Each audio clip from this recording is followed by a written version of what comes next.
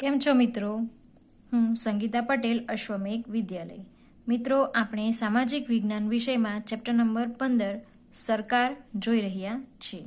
તેમાં આપણે આગલા વિડીયોમાં આપણા દેશમાં લોકશાહી શાસન વ્યવસ્થા ચાલે છે તે આપણે જોઈ ગયા. અને આપણી જે સરકાર છે તે 3 સ્તરે કાર્ય કરે છે: સ્થાનિક સરકાર, રાજ્ય સરકાર અને રાષ્ટ્રીય સરકાર. આજે આપણે સરકારના પ્રકાર જોવાના છીએ. આપણો દેશ લોકશાહી વ્યવસ્થા ધરાવે છે. દુનિયાના બધા જ દેશમાં લોકશાહી શાસન વ્યવસ્થા નથી. દુનિયાના દેશોમાં કાર્યરત વિવિધ વ્યવસ્થામાં જોવા મળતા સરકારના પ્રકાર અંગે જોઈએ. આપણો દેશ લોકશાહી વ્યવસ્થા ધરાવે છે, એ આપણને ખબર છે. પરંતુ દુનિયાના બધા જ દેશમાં આ લોકશાહી શાસન વ્યવસ્થા નથી. દરેક દેશમાં લોકશાહી શાસન વ્યવસ્થા હોતી નથી. દુનિયાના દેશોમાં કાર્યરત જે બીજી વિવિધ વ્યવસ્થા છે, બીજી જે સરકાર છે, એ સરકારના પ્રકાર આજે આપણે જોઈએ. તો લોકશાહી સરકાર કે જે આપણા દેશમાં ચાલે છે. આ પ્રકારના શાસનમાં લોકો મતદાન દ્વારા પોતાનો પ્રતિનિધિ ચૂંટે છે. ચૂંટણીમાં વિજેતા ઉમેદવારો દ્વારા સરકારનું નિર્માણ થાય છે. લોકશાહી શાસન વ્યવસ્થામાં લોકોને કેન્દ્રમાં રાખી સરકાર કાર્ય કરે છે. આપણા દેશમાં ચૂંટણી દ્વારા સ્થાનિક, રાજ્ય કે રાષ્ટ્રીય સરકારનું નિર્માણ કરવામાં આવે છે. કેટલાક દેશમાં લોકશાહી થકી ચૂંટાયેલ પ્રતિનિધિ દ્વારા મુખ્યમંત્રી કે વડાપ્રધાનની પસંદગી થાય છે. દુનિયાના કેટલાક દેશમાં પ્રમુખશાહી લોકશાહી વ્યવસ્થા જોવા મળે છે. ભારતમાં સંસદીય લોકશાહી વ્યવસ્થા છે. લોકશાહી સરકાર. આ પ્રકારના શાસનમાં શું થાય છે કે લોકો ચૂંટણી દ્વારા પોતાના પ્રતિનિધિઓને ચૂંટી કાઢે છે અને ચૂંટણીમાં જે જીતેલા ઉમેદવારો હોય તેના દ્વારા શેનું નિર્માણ થાય છે? સરકારનું નિર્માણ થાય છે. અને લોકશાહી શાસન વ્યવસ્થામાં લોકોને કેન્દ્રમાં રાખીને સરકાર કાર્ય કરતી હોય છે. લોકશાહી શાસન વ્યવસ્થામાં કેન્દ્રમાં કોણ હોય છે? તો લોકો કેન્દ્રમાં હોય છે. આપણા દેશમાં ચૂંટણી દ્વારા સ્થાનિક, રાજ્ય કે રાષ્ટ્રીય સરકારનું નિર્માણ કરવામાં આવે છે. અને કેટલાક દેશમાં લોકશાહી દ્વારા ચૂંટાયેલ પ્રતિનિધિ દ્વારા મુખ્યમંત્રી કે વડાપ્રધાનની પસંદગી થાય છે. દુનિયાના કેટલાક દેશમાં પ્રમુખશાહી લોકશાહી વ્યવસ્થા જોવા મળે છે. ભારતમાં સંસદીય લોકશાહી વ્યવસ્થા છે. ભારતમાં કઈ લોકશાહી વ્યવસ્થા છે મિત્રો? લોકશાહી તો વ્યવસ્થા છે, પરંતુ કઈ? તો સંસદીય લોકશાહી વ્યવસ્થા છે. લોકશાહી સરકાર માટે કહેવાય કે સરકારનું સંચાલન લોકો દ્વારા સીધા મતદાન થકી આડકતરી રીતે લોકો જ કરે છે.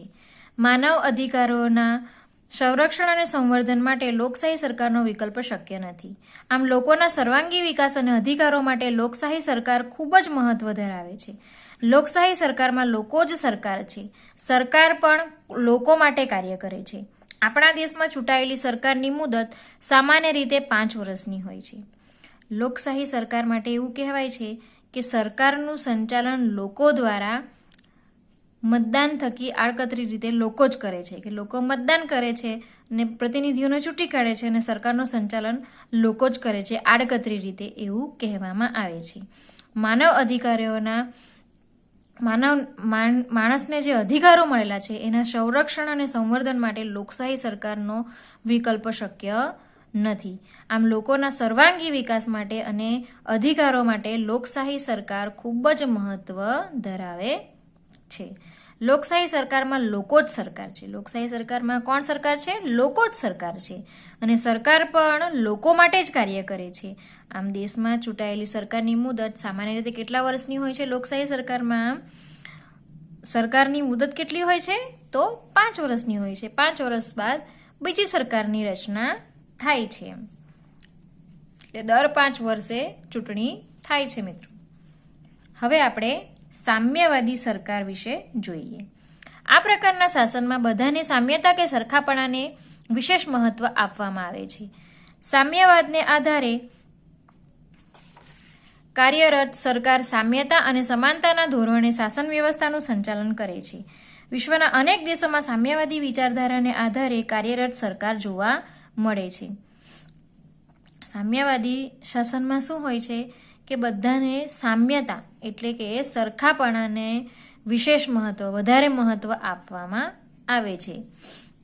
સામ્યવાદને આધારે કાર્યરત સરકાર સામ્યતા અને સમાનતાના ધોરણે શાસન વ્યવસ્થાનું સંચાલન કરે છે. આ સામ્યવાદી સરકારમાં શું હોય છે? સામ્યતા, સમાનતાને આધારે શાસન વ્યવસ્થા ચાલે છે.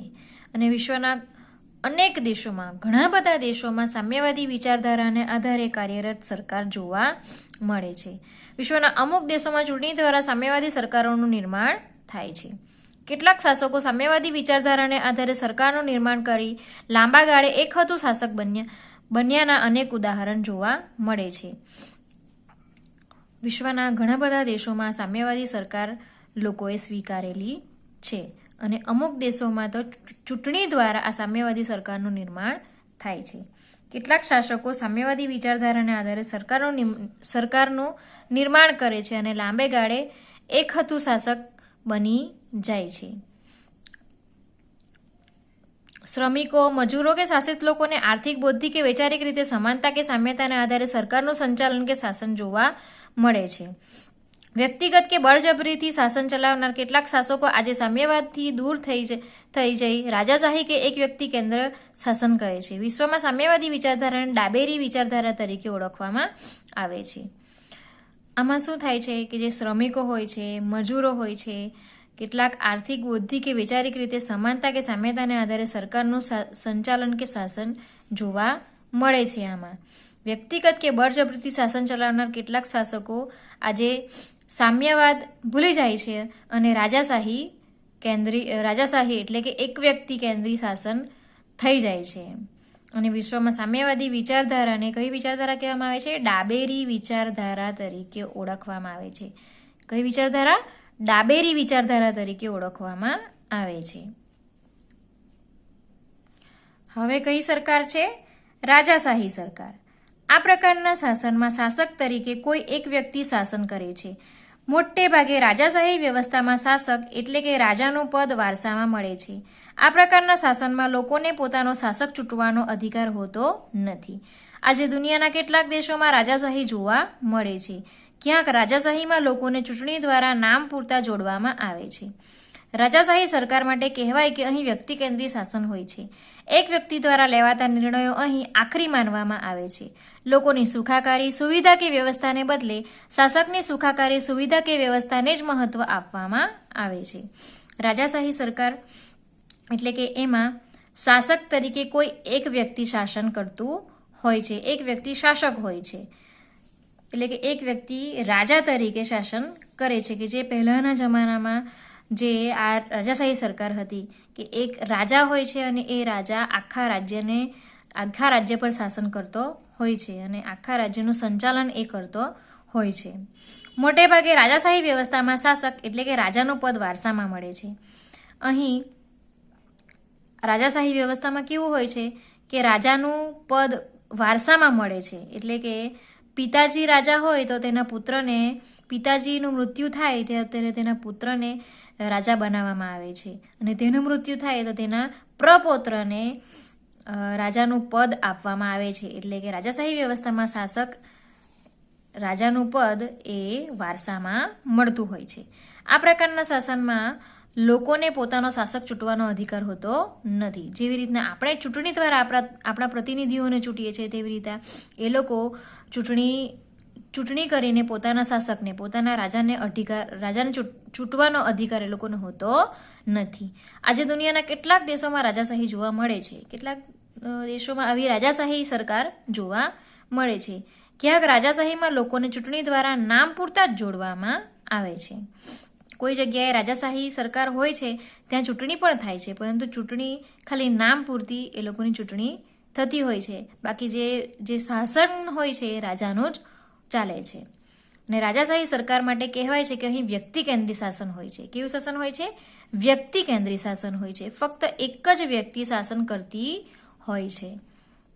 એક વ્યક્તિ દ્વારા લેવાતા નિર્ણયો આખરી માનવામાં આવે છે. અહીં ફક્ત એક જ વ્યક્તિ દ્વારા નિર્ણયો લેવાય છે અને તે આખરી, ફાઇનલ માનવામાં આવે છે.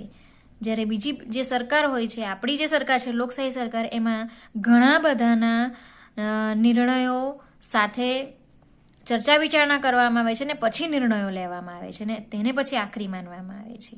લોકોની સુખાકારી સુવિધા કે વ્યવસ્થાને બદલે શાસકની સુખાકારી સુવિધા કે વ્યવસ્થાને જ મહત્વ આપવામાં આવે છે. રાજાશાહી સરકારમાં કેવું હોય છે કે લોકોની સુખ સુવિધા અને વ્યવસ્થાને બદલે જે શાસક હોય છે, જે રાજા હોય છે, એની સુખ સુવિધા અને વ્યવસ્થાને જ મહત્વ આપવામાં આવે છે.